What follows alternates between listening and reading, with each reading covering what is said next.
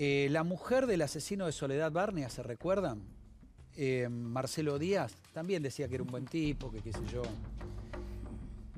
Fue violador de Soledad y la mató a puñaladas. El violador y el asesino de Tatiana Kolodzej, también en su casa, con su mujer, era buen tipo. Son mujeres que reciben en sus casas, donde tienen hijos, a violadores de otras y asesinos de otras mujeres. Son una bomba de tiempo. Sebastián Wagner, de él, apodo El Melli. ¿Por qué? Porque efectivamente tenía un mellizo, ¿sí?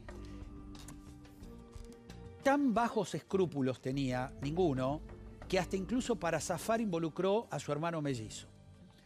Gemelo, Maximiliano. Actualmente Sebastián Wagner es el principal sospechoso de la desaparición, violación y asesinato de Micaela García. En su prontuario hay 3 antecedentes, 3 casos de violación, obtiene la libertad condicional. Fíjese qué curiosa es esta historia. En el 2010 era empleado de un frigorífico. Abusó sexualmente de Nadia, una estudiante, luego de golpearla y robarla en su casa. La piba volvía de rendir un examen de donde ella estudiaba, la intercepta y esto es lo que hace en su propia casa. 4 meses después, viola a Agustina, a quien la obliga a subir a su auto, era un espacio color azul, y luego la lleva por la fuerza a un parque donde la viola. Se llega a la instancia, acá preste atención, se llega a la instancia de un juicio abreviado. ¿Cómo se obtiene el juicio abreviado? Bueno, hay un acuerdo entre el fiscal que acusa y el abogado defensor del acusado. Y ahí dicen las partes, el abogado le dice, mire, va a reconocer todo, entonces bájenle la condena. Y el fiscal dice, bueno, acepto. Y fue 9 años por 2 violaciones, 9 años, muy poco. El juez luego confirma. ¿Quién era el fiscal que acepta esto? El fiscal que tenía todas las pruebas de estos 2 hechos aberrantes, el fiscal Young. Ese que hoy dice, qué mal que hizo el juez Rossi. ¿Cómo? Usted participó de ese acuerdo. Y no es la primera vez, ya lo atiendo. 9 años de prisión. En el medio, mientras todo este proceso se sustancia, aparece otra denuncia, donde el violador, en este caso encapuchado, viola a una joven. Como la joven lo reconoció, pero tenía capucha y eso se prestaba a la duda, hubo que ir a un ADN. En ese momento, el fiscal era el fiscal Young. Y como según las partes actuantes, aquí no se podía hacer el ADN, que era un ADN muy finito porque se trataba de un gemelo, dijeron, esto hay que hacerlo en Alemania y hay que gastar $130.000. Mentira, se hace en la Argentina y cuesta no más de 10.000. No había que llevar nada a Alemania, no había que gastar $130.000. El fiscal Young, otra vez. El mismo fiscal, este dato viene de la provincia de Entre Ríos, Américo Schwartzman, un joven y potente investigador, honesto. Flavia Schiavo fue asesinada en el año 1999. El hecho hoy está impune. ¿Quién era el fiscal? El fiscal Young. ¿Qué pidió el fiscal Young? El fiscal pidió sobreseer al acusado. Hubo una cadena de jueces. ¿Qué juez estuvo en esa cadena manejando el expediente? Rossi. ¿Qué pasó con el acusado? Quedó libre. ¿Y qué hizo el acusado libre? Volvió a matar. 9 años de cárcel, pero fueron 4 y salió en libertad, claro, 2 tercios. Gracias. El juez de casación penal de Gualeguaychú, Carlos Rossi, concedió la libertad condicional. ¿Qué dijo? Bien. Mira, tengo una frase del del juez Rossi que no tiene desperdicio. Textual, ¿eh? Como no volvió a violar, en la cárcel iba a violar. Ni tiene conducta abusadora. ¿En la cárcel iba a tener conducta abusadora? Se lo comen crudo en la cárcel. No había obstáculo para liberarlo. Sí había obstáculo, señor juez.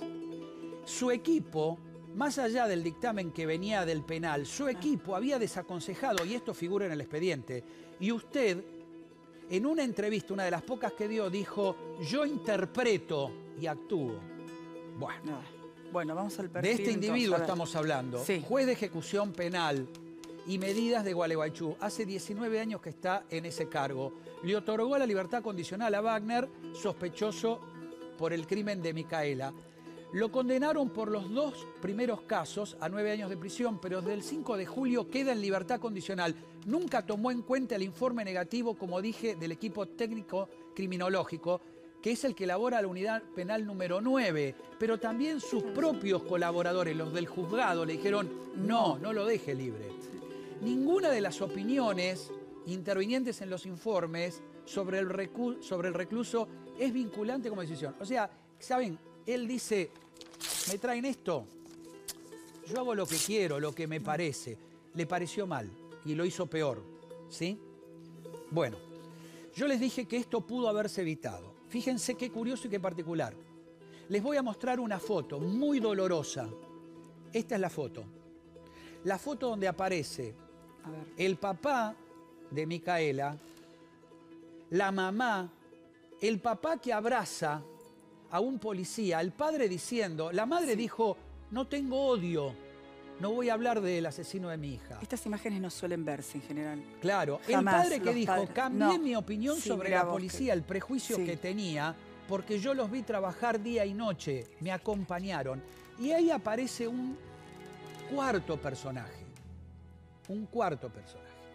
¿Quién es? Mauro Uribarri.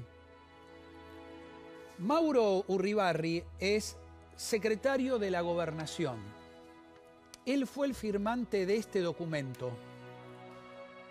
Este documento que les estamos mostrando ahora es el nombramiento de la directora del Patronato de Liberados. ¿Qué función tiene el Patronato de Liberados? Supervisar la conducta, la situación de aquellos presos que han ganado el beneficio de la libertad condicional. ¿Qué debió haber hecho Wagner 2 semanas antes de violar y asesinar a Micaela?